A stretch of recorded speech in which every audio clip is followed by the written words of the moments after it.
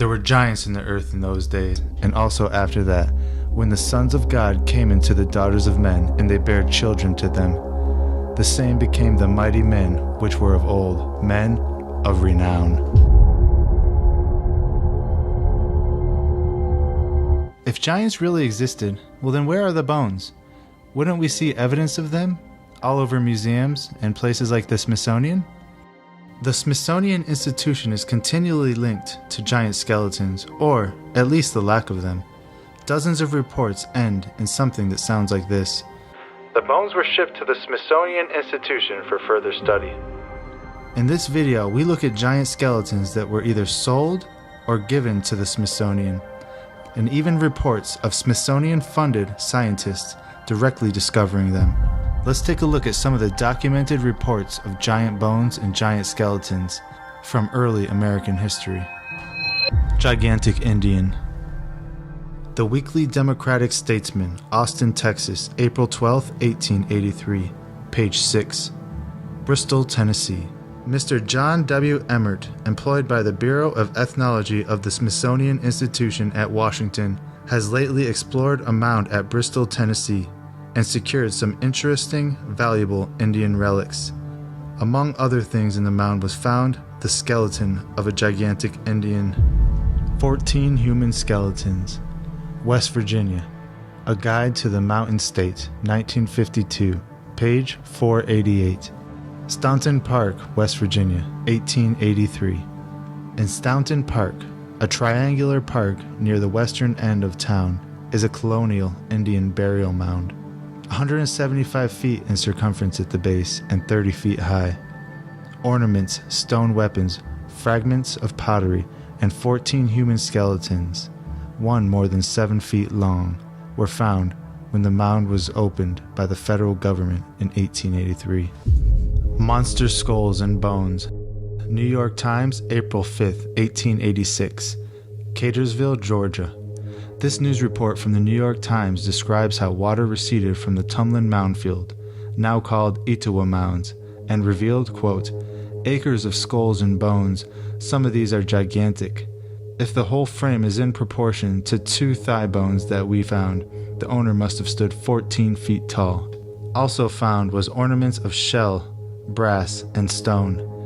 It was noted that a, quote, representative of the Smithsonian Institution is here investigating the curious relics, end quote. This fact was confirmed by its inclusion in the Smithsonian's 5th Annual Report, 1887. The Etowah Mound site is just south of Catersville, Georgia, and is a 54-acre site that was built and occupied in 3 phases from 1000 to 1550 AD.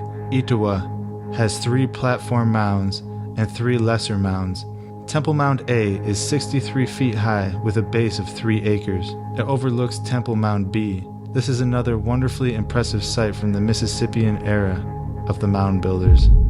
Another report from the American Antiquarian 752 in 1885, quote, on the stones which covered the vault were carved inscriptions, and these when deciphered will doubtless lift the veil that now shrouds the history of the race of people that one time inhabited this part of the American continent. The relics have been carefully packed and forwarded to the Smithsonian Institute, and they are said to be the most interesting collection ever found in the United States. The last account from the Etowah Mound in Charlottesville, Georgia, comes from the North Otago Times, July 23, 1884, page 2. H.R. Hazelton recently opened a large Indian mound near Cartersville, Georgia. A layer of very heavy flagstone covered a deep vault, in which was found the skeleton of a man 9 foot 2 inches in height, surrounded by 7 other skeletons, apparently those of very young persons. The giant evidently had been a king, as his head was encircled with a copper crown. His hair, black as jet, reached to his waist, but he had no whiskers. The bottom of the vault had first been uncovered, with a thick matting of reeds and dry grass, over which were spread the skins of some wild animal. The underside of the stones covering the grave were filled with deeply carved inscriptions.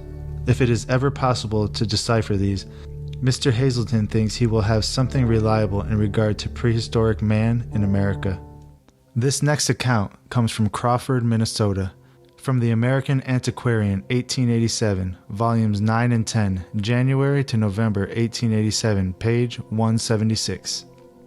Quote, at a depth of 14 feet below the surface, the workmen came upon a skeleton of a giant. In a tolerable good state of preservation, the skeleton was 8 feet 2 inches in length and measured 2 feet 2 inches across the pelvis. At another point, about 6 miles from where this skeleton was found, at the mouth of the Sioux, one of the agents or employees of the Smithsonian Institute at Washington exhumed the remains of another skeleton, the size of which was calculated to be about 9 feet in length. The biggest giant ever known, from The World, October 7, 1895, San Diego, California. Quote, the corpse of the biggest man that ever lived has been dug up near San Diego, California. At all events, there is no satisfactory record in ancient or modern history of any human being nearly so tall. The mummy for in such a condition the remains were found is that of a person who would have been about 9 feet high in life. This makes allowances for shrinkage, which may be pretty closely calculated. As to the accuracy in the estimate, there can be no question, as the cadaver has been carefully inspected and measured by Professor Thomas Wilson, curator of the Department of Prehistoric Anthropology in the Smithsonian Institution, and by other scientists. The tape line even now registers the length from heel to top of the head at 8 feet 4 inches. The body was found in a cave by a party of prospectors. Over the head are the remnants of a leather hood. The man was well advanced in years. It has been stated that the man must have surpassed in height any giant of whom there is historical record. End quote. This next one comes from the San Francisco Call, August 22, 1897. Bones of prehistoric man. Skeletons of giant found in rude sepulture on Pine Ridge. Quote, the discovery of the bones of a giant in a rudely excavated hole in a limestone rock on the western slope of Pine Ridge has aroused considerable interest among local anthropologists. U.N. Briggs and Frank Patton unearthed the remains of what appeared to be a prehistoric man last week while out hunting on Pine Ridge. It being quite warm, the hunters have sought a shady place at the base of a tall limestone cliff. They sat for an hour or so, enjoying the soft breezes that wafted from the valley beyond, and Briggs, in poking around in a hole in the rock, unearthed several bones. They appeared to be those of a human being. Upon closer scrutiny, it was discovered that the cavity in which the bones had been deposited was evidently the work of human hands. The walls had been cut with a sharp-pointed instrument, and the entrance of the tomb or sepulchre had at one time been closed up. The hunters examined the tomb closely and found a number of bones of feet and hands and portions of the skull. The remains will be sent to the Smithsonian Institution. This next one is called Finding Skeletons of a Giant.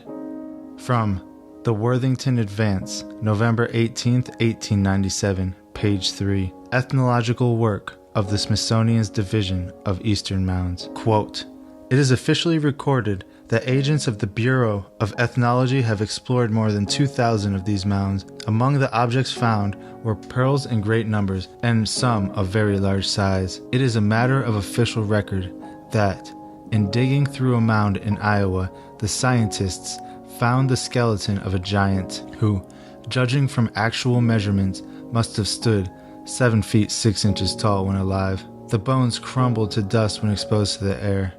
Around the neck was a collar of bear's teeth, and across the thighs were dozens of small copper beads. The Washington Post, January 16, 1910. Quote, the first white man to explore the interior of the Queen Charlotte Islands, Captain Newton Chittenden, was an American lawyer and lecturer who wrote both popular and governmental reports. He was a Union Cavalry Regiment officer during the Civil War who was admitted to the Supreme Court. He also exhibited Indian and Inuit relics in Europe.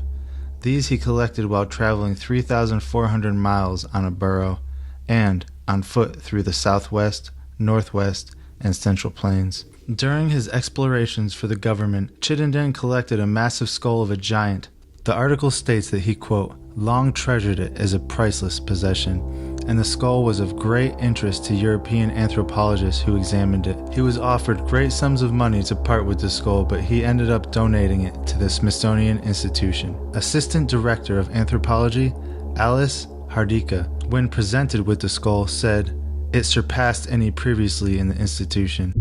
This next one is about a man who refuses to sell the skeleton of a giant to the Smithsonian. It's from the Arizona Journal-Minor, October 13th, 1911, page 3. Walnut Creek, Arizona. Quote, Mr. Shoup was provided with photographic instruments and took several pictures.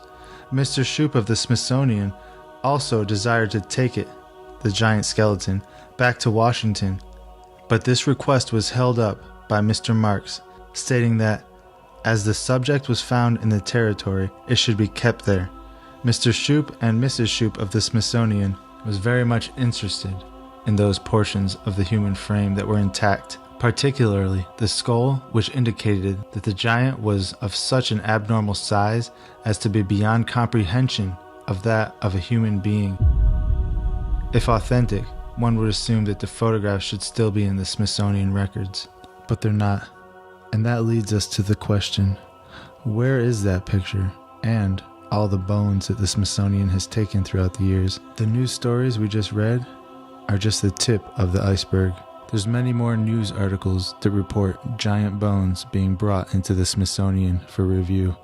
However, the official record declares giants to be myth. So what's going on here? Is this a cover-up or something else? Thank you all for watching. God bless you all.